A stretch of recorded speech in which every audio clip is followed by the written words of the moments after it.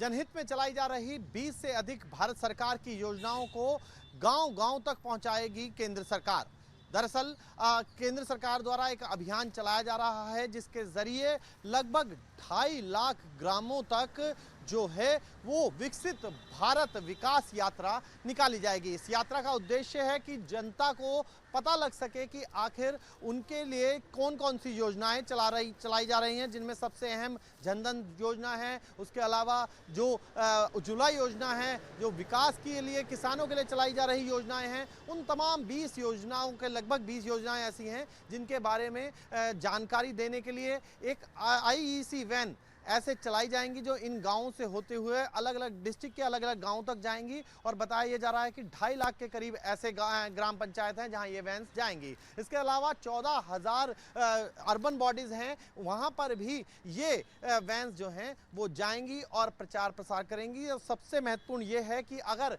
इस पूरी जो वैन होगी उसमें नोडल अधिकारी भी मौजूद रहेगा और इस वैन का काम ये होगा कि न सिर्फ लोगों को इस पूरे बारे में जानकारी दी जाए, बल्कि अगर जरूरत पड़ती है तो वहां उस वैन में मौजूद वाईफाई और जो टू वे कम्युनिकेशन है उसके जरिए लोगों की समस्याएं सुनी भी जाएं, समस्याओं का हल भी निकाला जाए। और अगर कोई व्यक्ति अपने आप को इन योजनाओं का लाभार्थी बनवाना चाहता है तो फिर उस तक इस योजना का लाभ कैसे पहुंचेगा, और अगर उसको जरूरत पड़ती है तो फिर वो योजना उसको लाभ पहुंचाने के लिए जो योजना शुरू की गई है उसका इनरोलमेंट भी किया जा सकता है, यानी कि उसको उससे जोड़ा जा सकता है। सबसे महत्वपूर्ण यह है कि जब विपक्ष ने इस पर सवाल उठाया तो फिर केंद्र सरकार की तरफ से जो सूत्र हैं वो उनका ये दावा है कि ना तो ये जो स्टेट बॉन्ड इलाके हैं, यानी कि जिन राज्यों में चुनाव हो रहा है वहां पर ये योजनाएं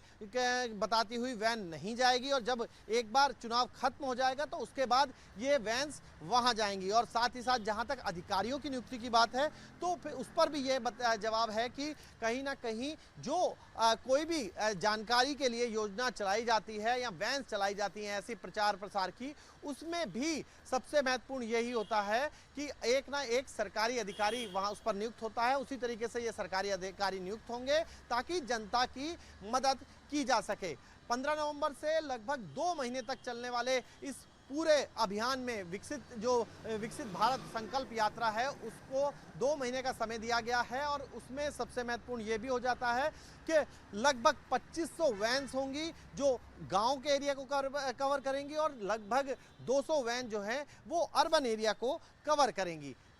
इसका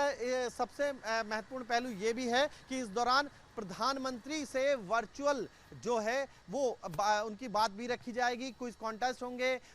और जो लोगों को जोड़ने के लिए इसमें कहीं ना कहीं कल्चरल एक्टिविटी जैसे नुक्कड़ नाटक और तमाम व्यवस्था की गई हैं। वैन काफ़ी अत्याधुनिक होगी इसको देखते हुए,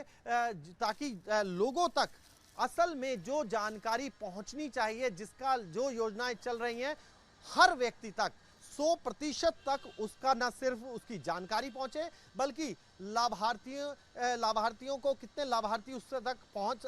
हो सके हैं और कितने लाभार्थी इसके लिए अप्लाई कर सकते हैं, कैसे अप्लाई कर सकते हैं, इन तमाम चीज़ों की भी जो कोशिश है इन वैन के जरिए की जाएगी।